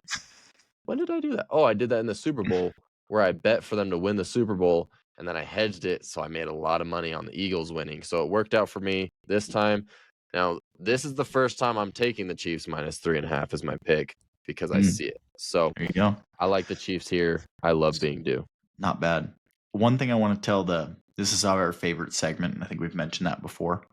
But Connor, he loves teams that are due or lines that are due. I love unders. So the one thing is when we go against that trend, it's a for sure lock. Like Connor went against that trend when it was Lions -3.5 because it was like the Lions are 14-0 against the spread or 14-0 as a team, or against the spread or something after a loss. Go check out the social pages. That's where we posted. And Connor was like 14-0. That would tell Connor usually that's due for the opposite.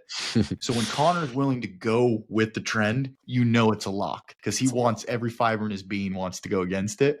For me, if I say an over, it's a lock because I hate overs, right? Unders are so nice because your bet is hitting until it isn't, right? So you get to watch the game for even if it doesn't hit, you're watching the game for 3.5 quarters where you're in the green, you are winning, right?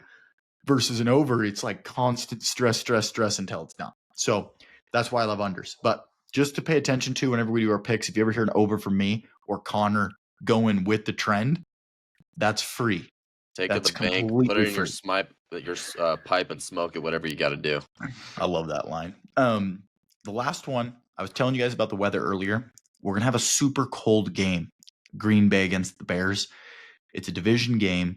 We know the Packers are going to want to lean into what they do best, and that's run the football. Right? They're a power team first and foremost and a heavy play action team.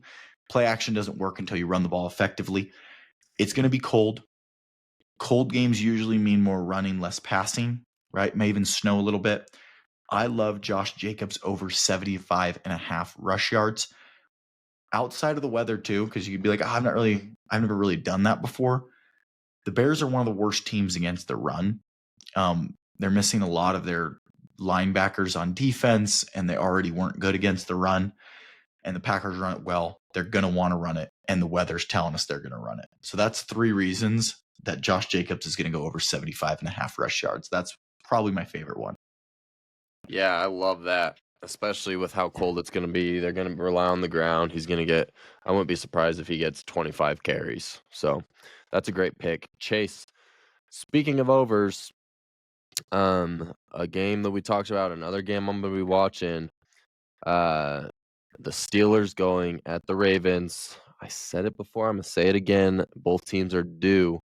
Last time we saw the Steelers going again in a high stakes, big time game. They put up a good show on offense, but their defense allowed too many points. Now, it's two teams that have that kind of defense that just cannot get stops. We saw the Ravens do this with the Bengals last week. Even though the Bengals didn't look great in the red zone, they still put up a ton of points. I love over 42.5 for the point total. It's going to be a cold game, but despite that, I think these two teams can accidentally find a way to go over 42.5. And the Ravens' offense should be a lot better. On And paper, they both should. And if you look back at that Bengals game, they actually should have had 14 more points because they had a touchdown called back, and then they had that Isaiah Likely fumble into the end zone. So I do think this offense hasn't been nearly as good as it's been in the past, but I think it's close. So I wouldn't be surprised if we see like a Ravens blowout, and you literally just hit because of like the Ravens, they win the game 30-13, and you have a pretty easy. I guess it's not an easy hit, but it hits. So I also like sweating the overs. I think it's a lot more fun. I like the I got plenty of cushion still. I do. I love unders because I think a lot of times these leagues place the points way too high. You see so many games where it's 20-17 and 24-13. Public naturally bets on overs. Like that's kind of a thing. So yeah, that's another reason why I like unders. But in this game, I like the over. Yeah, but sometimes the unders are free. Sometimes the overs are free. We were gonna do Steph Curry all-time rankings, but we are currently sitting at an hour, probably 20. Yeah, because we have a couple breaks. Yeah, no, I think that's fair. I think we do save that one for next week. Yeah, you want to just get into after show? Yeah, let's get into after show. All right. What are you thinking about? Who do you think are going to make the playoffs for our fantasy?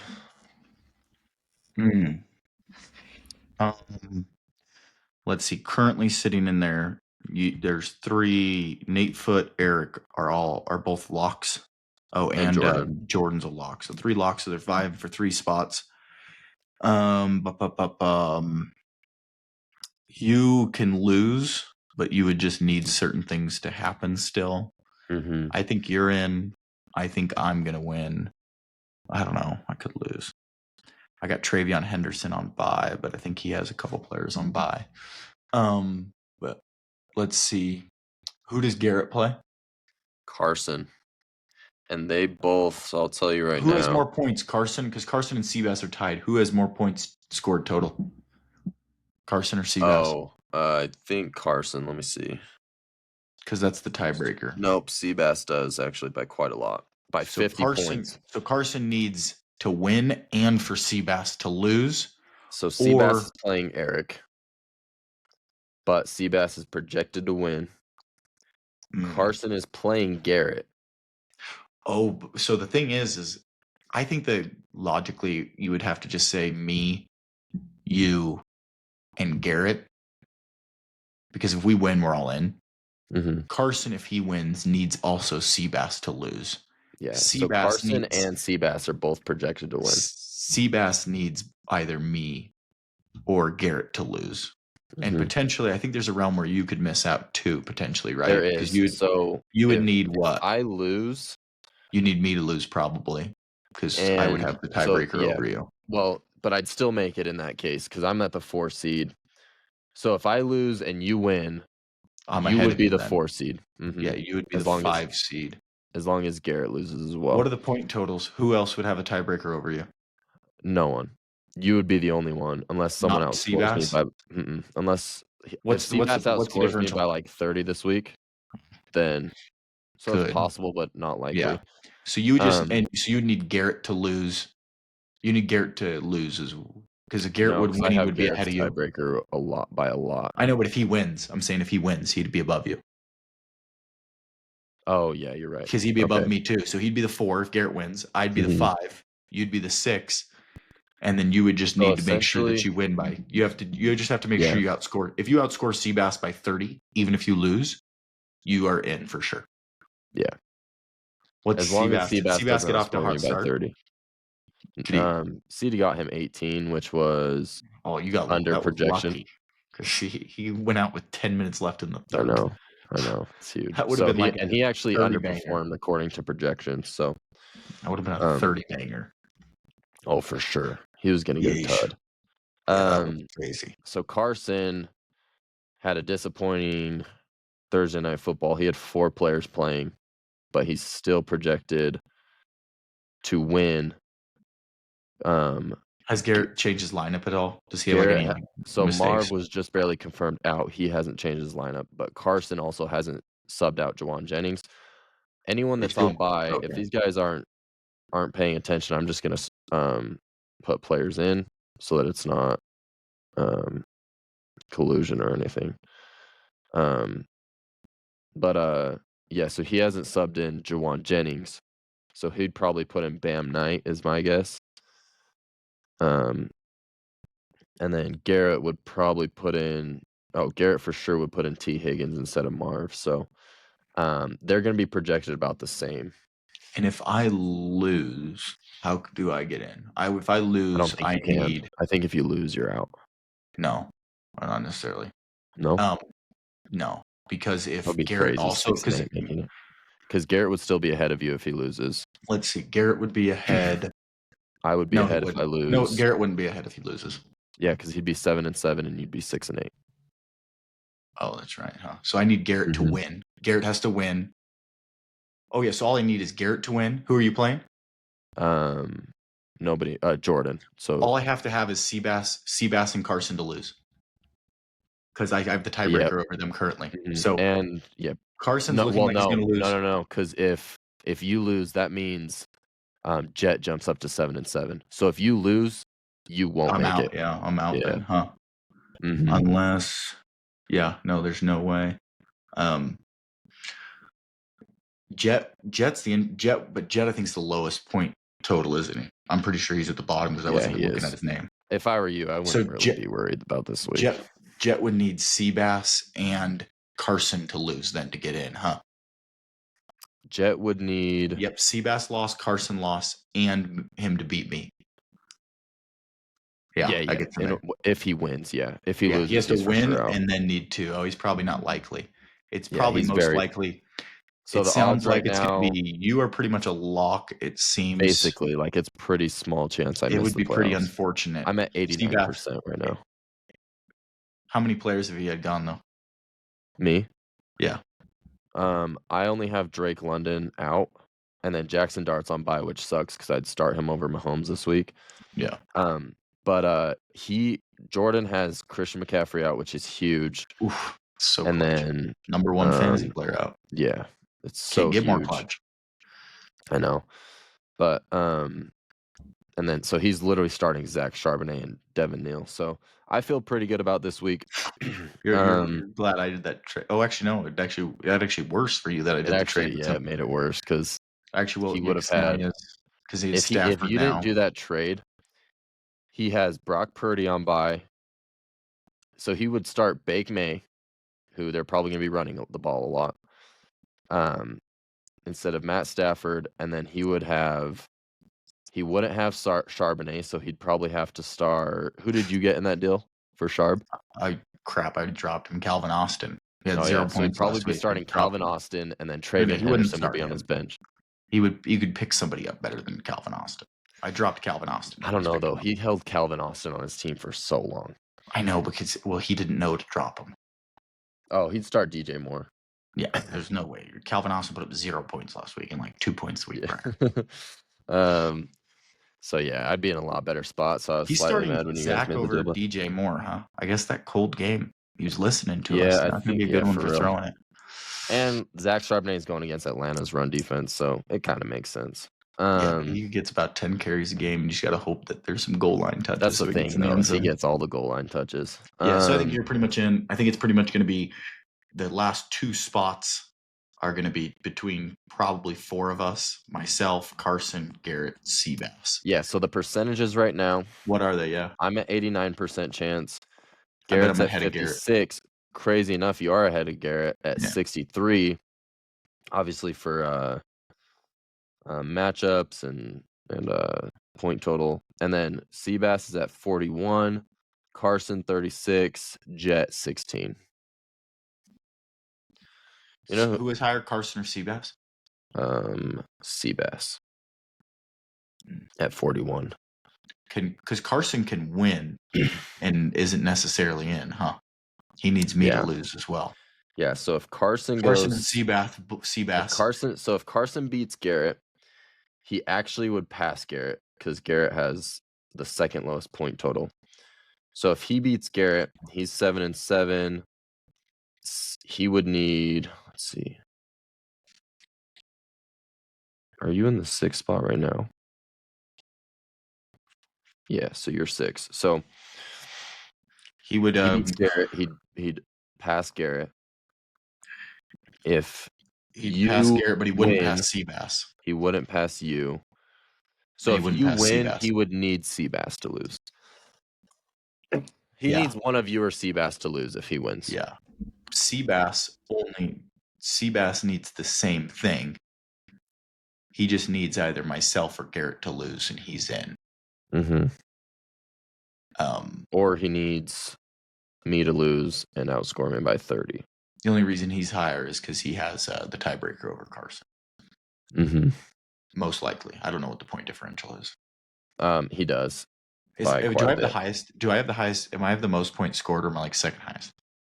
In the league, you're second. So unfortunate. Yeah, that so is unfortunate. Hey, you scored the second most points in the league. Oh, you'd probably be clinched by now. No, I'm 6 and 7. Crazy though. What is so crazy is my points scored against isn't high. Yeah. I told you. My issue is I've dropped last week. I dropped 175 points, and Carson had 85. Yeah. When I went for 200, Crazy. I beat when I went for 200, I beat somebody that scored less than 100. But then when I go up against a team that's like puts up 125 points, I'm gonna put up 120. You know, dude, Jordan's been so lucky. I mean, his team's really good. That's why his points allowed 1,498. I think we got to switch to the other. That you get a win for. I would literally be in I'd literally have a win pretty much every week. So instead of 6 and 7, I'd have like an additional. So my 13 wins. I'd be 19 and 7. Yeah. I mean, that's how like big money leagues typically do it. You know, when you don't have a lot of money. I haven't seen any of that. Like I watch a couple of YouTube leagues. Do they have fun? And they don't have defense. My argument against defense is that you can't. So like with building your team, right? You get super unlucky with points. But you're able to control your players, right? You control who you have out there. You can only control offense. You can't control how you stop a team, though. Yeah, and so that's my issue with doing a point for like having a defense kind of thing. That would be a reason for it, though, because you can't play defense. Right? Imagine if in the NFL they said, "Look, you're not allowed to play defense." Why would you get a point for it if it's something you can't? If you're in the top it has nothing to do with skill. So you think you shouldn't even get a point for winning your matchup then? No, that's what I'm saying, because you control what players you're playing. Skill is finishing in the top half, right? I know. My point is you're controlling the players you play, but you can't control the players you're playing against. Exactly. You know what I'm saying? Exactly. So that's why you shouldn't be punished for just because you went up against the number 1 team that week and you scored the second most points. You shouldn't be punished too severely because you can't play defense. So you get a point. I know you're big on the defense. I don't hate it personally. I just hate it I think it makes things complicated for some guys in our league. Like, what do you mean? Like, I just think it's a lot to keep track of for people. And then, like, I had somebody text me the other day. You just gotta be in the top half of the league. I had someone text me the other day that mad that it was based off of point total for tier. That's how every league does it. I know, that's what I was saying. Yeah. They were mad that it was based off of point total rather than head to head. I don't mind if head to head's I mean, The only thing I have a problem with that is, like I said, you don't get to play But that's the defense. same thing, right? Yeah. If it's head to head, you can't control that. Like, at least with point total, you can control how much your No, team is scoring, you know? and I agree, and that's why I think it should, like, I can control how much my team scores each week. Like, your logic, I think, is for my point. That's You what I'm can't saying. I control. don't necessarily I don't hate the idea personally. I just think it overcomplicates for some people who would rather just have so what I was thinking I'm gonna do And is I that's why wanna I think just you only see it in big money leagues, because it yeah. makes sense. And for people that have big money leagues, they don't care about overcomplicating, right? Because they're putting a Mhm. lot of money behind it. But in our league, right, what would we put in, $50? Mhm. Like, Yeah. you can overcomplicate it because we got some people in the league that like don't know So what I'm gonna football. do is we're gonna see who all is coming back next year. I wanna start finding people earlier. Like I wanna actually find people that are gonna be dialed. And because I want to get to the point where we have a league that it's the same people every year, right? Because every year, like we've had the same core people, but then we've had like 3 or 4 or 2 or 3 Well, we added two shuffle this in and year, out. so there's going to We be did new add people ones. this year, that's true. And who did we kick out? Zach Foot was the only one that got kicked out. And Austin. So who are the 4 new ones? Hosian? No, Hosian was Zion already was in. here. Mhm. Cody. Cody knew, Noah knew, Carson knew, and Is Jordan new? no, did I say Noah? No, Yeah, Jordan was here last year. Cody, Noah. Who else? Cody, Noah, Carson, and Seabass. So that's the 4 new ones. I mean, I think eventually what would be so fun is I've always seen those ones where like the people travel, Oh, it'd be like, sick. and they do their draft. They do like a trip down to Cabo, But you gotta get and they do that's what their. I mean, you gotta get the same group every time in No, order I to get to know, that point. and so that's what we have to have. But like, yeah, the only thing And we is gotta get I people that love fantasy as much as you and I, because who some else? people just Nate they Foot do loves it. it. Yeah, but not everyone in our league loves it, you know what I mean? And we have about what, us 3 love it. Who else loves it? I think you might love it the most, though. Oh, for sure, I'm obsessed with it. Us I 3, think I I think think you take Jordan the top enjoys it quite spot. a bit. Oh, for sure. I'm Jordan just not even doesn't ashamed. know. Yeah, he's Jordan just just doesn't not know. as He'll get there though. yeah, I think he really enjoys it, he's just not as knowledgeable on it. Eric, I think, enjoys it a lot, he's in, like, a ton of leagues. And then after that, it's like, like Noah. I actually Noah was super active this year, so I think he enjoys it. If his team was better. Um, outside of that, it's like so we have half the league that really enjoys it. Outside of that, it's like iffy. Um, so what I want to do is next year, I'm gonna put in a bunch of rule changes and just put everything to a vote. So like that, we'll do the defense. Everyone will vote on it.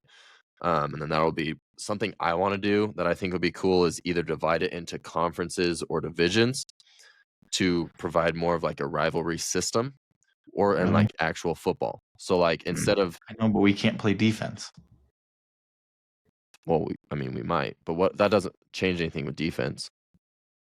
I just think it makes it because it's almost further from what I would want then, because then you can just get easy paths in by just playing a bunch of crap teams, you know? Yeah, but that's what happens in real football too. I know, but in real football, you can play Like defense. the reason the NFC North is or the NFC West is so good is because the Yeah, yeah, but schedule's I agree. cake. But the difference is they get to play defense, so they get to hinder their opponent from scoring points. In my league, I can't hinder you from scoring points. I can't hinder anybody from scoring points. So that's where it's like kind of tough, right? You see what I'm saying? Yeah, but you also this year would be more likely to make the playoffs because you would probably be second in your division. How would you know? You wouldn't, but like, say we were to I know go, this year I've had the second most points. It doesn't necessarily mean I could. I could get unlucky still in that situation. yeah. Like that doesn't help you get.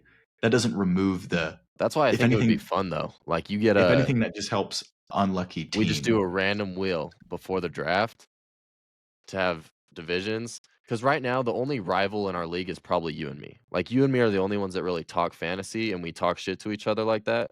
Outside of that, who's doing that? No one, right? So like it would be cool to get divisions and stuff because you'd probably have more rivals where all right, I'm playing everyone in my division twice, right? And then it's like you throw in the random games to make it a little more challenging, right?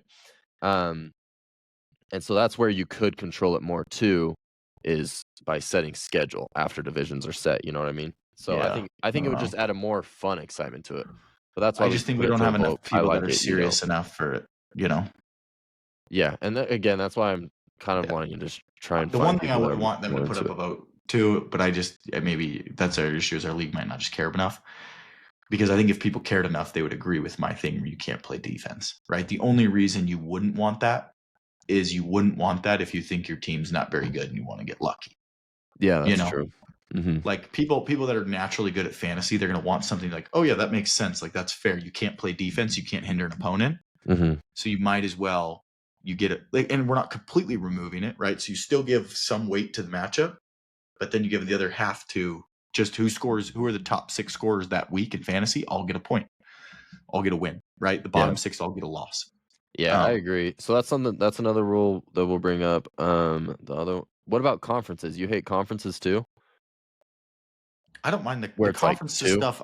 The conferences stuff, I'd be more on board with like divisions. I think I want to split it somewhere to make it more I just think we have to have a more serious group. yeah. You know, it's Yeah, like we probably would. because like imagine if we what we're gonna go say we add new people in next year. You're like, oh, you're kind of in this conference, and I don't really talk to the person. I don't really know them. Like I think that's something we have to add. Like Yeah. when like we have like an established group, and I think that's fun if everybody was like me and you. Oh, that'd be super fun. You Oh, it'd know, be lit. but like since it's not everyone's me and you, it just might end up making it even like because you talked about you don't want to overcomplicate it. That overcomplicates it way more than just hey, top 6 get an extra win, bottom 6 get an extra loss. Yeah. So I agree with you. If we had a super fun dial group, I think eventually we'll get there. But without it, it just I think The it other one kind I of. wanted to throw out there was tight end premium because it just makes tight ends more valuable. What do you mean tight end premium? So tight end premiums where tight ends get an extra half point for every reception. The only reason I don't think you can do that is whoever has Trey McBride is literally Trey McBride would be the wide receiver 4. Yeah, I know, but that would all be applied to the draft. So like he would be No, drafted. I get that, but Trey McBride is already drafted in the 2nd round. I mean, he's going to become like your one of one. And then you have such a No. huge. He wouldn't get drafted in the 2nd round in that one. In a tight No, end I know premium. he'd be drafted first. He'd be drafted first overall. Yeah. That's what's exciting. That my only issue is Trey McBride's gap between the rest would be so huge. It would just, it would 1.5 times his gap. I know that's why I know, but it brings more value to tight ends overall. That's why he would be, a top 3 pick, and then other tight ends are getting drafted in the 3rd round, but they're still valuable, Yeah. Like Brock Bowers has games where he gets 12 targets, so he's still going to be a super. Like Yeah. I don't think the gap is going to be as big as you think it is because it's going to be applied to everyone. Yeah. Well, just tight ends. Yeah. Yeah, all tight ends. What about if you did you could do have you ever The other thought thing about doing with Trey McBride is he wasn't even the tight end 1 until Jacoby Brissett came in. Because he wasn't but he was doing like the tight end 2. I mean, it wasn't like it he was. wasn't doing no, because it was Jake Furd, Yeah, but and then you through had a few weeks you can have skew, right? Right. It's always when they talk about like, do you have a big enough sample size? So at the beginning, right, somebody goes and has a 3 touchdown game, like their average is going to be skewed for like 4 weeks because they had 3 touchdowns in one game. But my point is like not that like just because we do a tight end premium, that doesn't necessarily mean that Trey McBride's going to be, the clear and away favorite. Like it was pretty close for a lot of the season, and then Trey McBride took off. Well, yeah, he'd be the wide receiver 4. And we don't know what the quarterback situation is going to look like next year. I know, but I mean, it was fine when he was the number 1 last year with Kyler. He's the number 1 this year with Brissett. Was he number 1 or was Brock last year? I thought Brock was number 1. No, or no, Kittle was number 1 last year. Yeah, Look it up. pretty sure.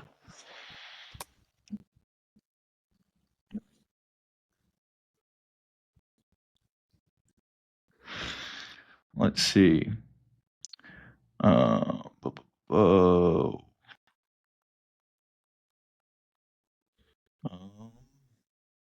Brock Bowers was 1. Trey was 2. Kittle was 3. Oh, okay. And it looks like, but the only reason for that is Trey McBride was injured 1 week Brock Bowers didn't miss a game. So it Oh, would have really? been Trey McBride if Brock Bowers didn't miss a game. Brock Bowers had the bye, and he missed week 4, where Brock Bowers only played every week except his bye. So, and the point differential is only 12 points. So if Trey would have had 12 that week, he would have been the overall one. But that's I just think Trey is. But I mean, I would be that one doesn't scare me as much. What about like doing a half PPR? I don't know. I'm a PPR whore. You like half PPR?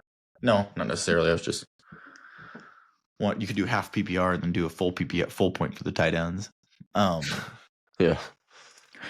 But then the only thing that gets interesting about that is then do you start 2 tight ends? You go start a wide receiver. You go start one in your flex. So that's what's fun is it makes tight ends more valuable. Because tight ends just suck. Yeah, that's true. There's also super flex. I don't love super flex as much though. I don't like them either. I just think that people just need like that's just. I feel like super flex is just when like people just like they need more action. They need more. Yeah. Yeah, I agree. That's why I don't like those as much. What about or like the 2? I hate the 2 QB leagues. Like I don't like we do that in our sleeper league. Yeah, like it's like that's what super flex is. Oh, I thought that we should just get a 3rd flex. No, super flex is the 2 QBs. Okay, yeah, I hate that. I thought super flex was 3rd flex because I've seen leagues that do 3 flexes. The one really? Yeah. I was mad that I accidentally did the 2 flexes for this league. I actually love having 2 flexes. What do you mean? Instead of the 1 flex. Oh, yeah, that we have 2 flexes this. Yeah, 2 flexes is fine. 3 I think would be crazy. 1 flex is like I think the answer is 1 flex or 2 flexes. Yeah. Yeah, 3 what do you think of ridiculous? What do you think of 1 flex but 3 wide receivers? I've seen drafts like that. I don't know. I think I'd rather just have the 2 flexes because then you can choose, right? Because then somebody can go and put in a tight end if they want to. Yeah, like we said, that's why I like it. I just like things that make it harder. Yeah, Nate Foote was doing it, which was kind of fun, even without your super tight end premium or whatever. Nate Foote was playing 2 tight ends for a lot of the season. Imagine if he was doing that with tight end premium. Oh, he'd be cooking, right? And more people might be doing it, right? You might see like a Trey McBride and Jordan had 2 decent tight ends. He could have done it. But yeah, I think I think that would be good because the nice thing with tight end is if you don't have one of those premier tight ends, you can almost pick up a tight end each week that gets you points. That would be the one thing that I wouldn't mind it with, Yeah, exactly. Because then maybe the tight ends become more scarce, but then you could argue that then it'll limit the amount of wide receivers that are available, and then somebody can go and just pick up a wide receiver that then there'll be more wide receivers available. That's why I like it. I think it makes it more interesting. I also think tight end premium makes it better for like people who are more talented at fantasy. Do you like keeper leagues or not? Haven't played any. I just don't know if I'd like it. We're technically in one now. Yeah. Is there a difference between keeper and dynasty? No, it's essentially it. It's the same? Yeah, this is my first one, so I think I would really like it if because it's like you're an actual everybody GM. has to be super. But yeah, everyone has to be dialed. And then the issue is if you get in a hole, it's so hard to come out of that hole. Yeah, that's but true. It is more like real NFL because that's why I like it. You'll trade future picks. My thing with fantasy is I like it harder and I like it more realistic. So that's why I like some of these. Then you'd like a dynasty one. Yeah, I like dynasties. I don't like the dynasty league we're in though. Well, that's because if you don't have people that you like know or care about or that are really good at it. But I do think me and you might be playing for the championship in that league unless we face each other earlier. My issue is my team. Like Did I win last week in that one? Yeah, JSN drops 4 points the 1 week I play you. I'm like, bro. How much did I win by? Was it close or no? It was pretty close. I think you won by. Let me see. Dude, that league, I literally said it, and then I don't check. I don't even know how many losses I have in that one. You have like 3, I think. I have 3 losses in that one. I feel like that league is so bad. You're 8-2, actually. How do I look up schedule? You beat me.